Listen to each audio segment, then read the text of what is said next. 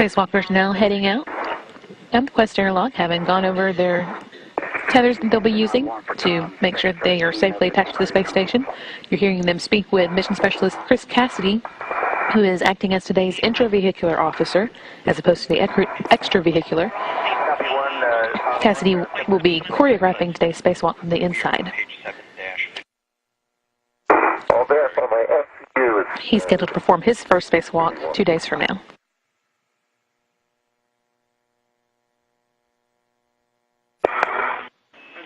Endeavour Houston on the big loop for Chris. Endeavour Houston and on the big. Yes, Aki, go ahead. Hey, regarding Tim's connector, we're thinking wrap around the cleats and then wire tie it.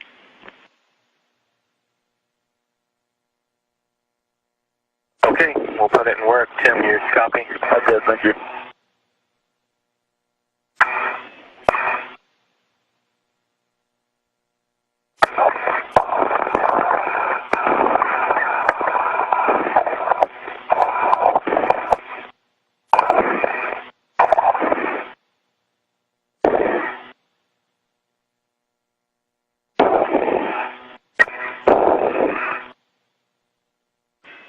And Endeavour Houston on the big loop for Chris for the tie down. Chris for the tie down.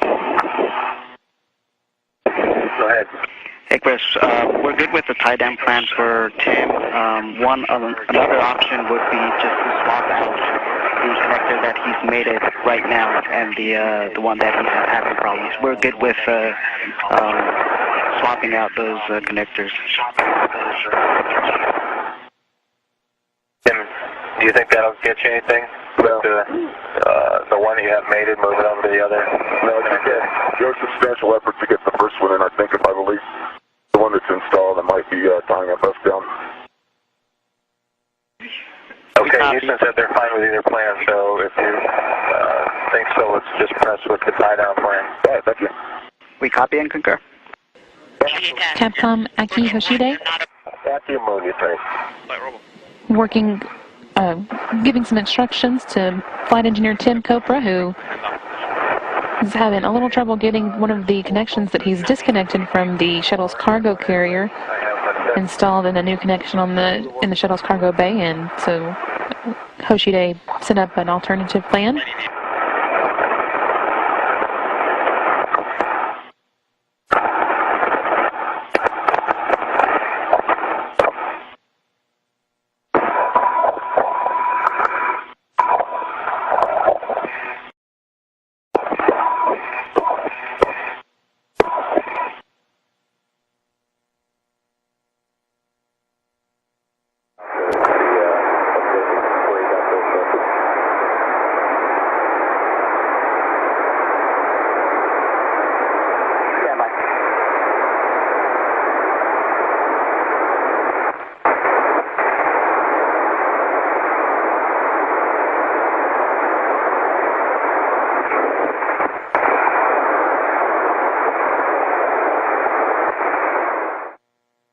But notice there's no IPFR in the port toolbox.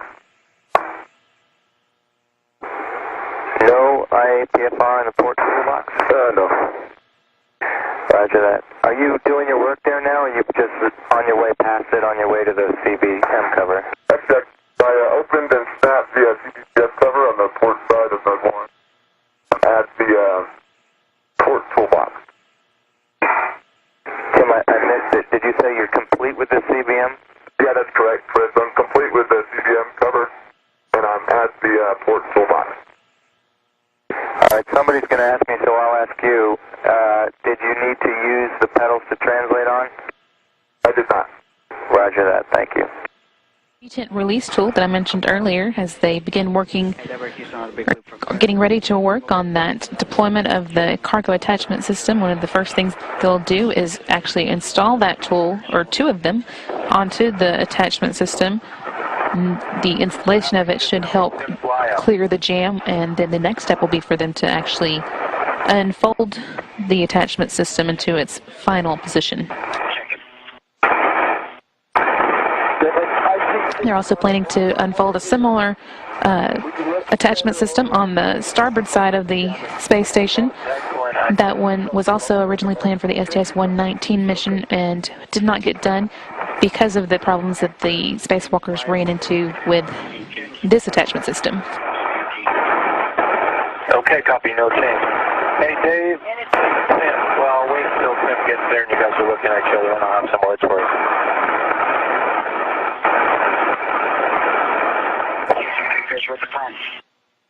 No wiggling, huh? Dave, I can tell just climbing on this that it's still very stiff. All right, let's go clockwise all the way again.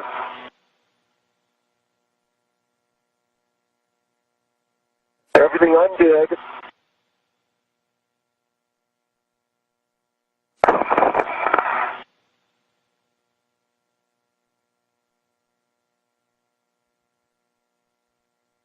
Just check the tool.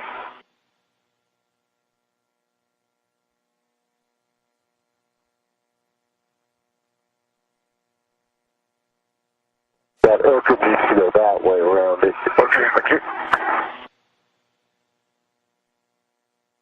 Pilot Doug Hurley You need to go around. and the brand new mission specialist for STS-127, Koichi Wakata, are both inside the U.S. Destiny laboratory at this time, operating this very large station robotic arm. You're okay. Commander Mark Polanski and Julie Payette are inside the shuttle on the flight deck, operating the shuttle's robotic arm in this very well choreographed dance that is going on between these two robotic arms.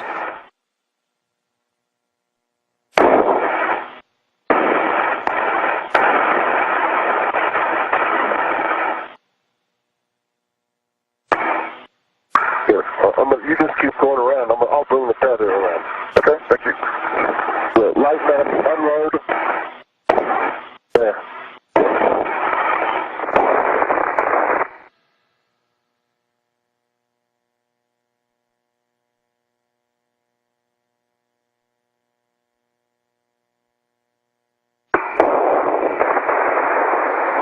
You can see the station's robotic arm out there holding that exposed facility in what they call the pre-berthing position. It's going to stay in this position for the next few minutes while they get ready to install it at the end of this EVA that is currently Around the corner. still underway by Tim Kopra and Dave Wolf. At the very top of the screen, you can see the shuttle's robotic arm that has been moved out of the way. It is extended away from all of the activity right now.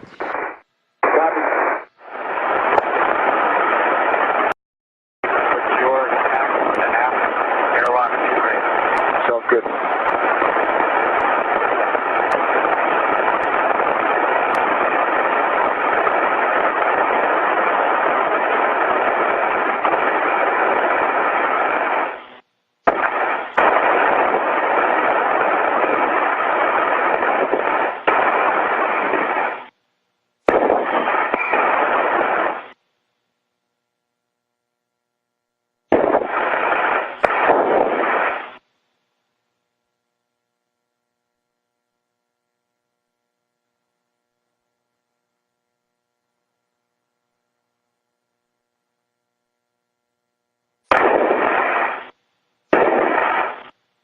Green gate close to box. Green closed, locked in the reel. Both wheels are unlocked and both put together. And yellow is gate close to blocked. Good call, thank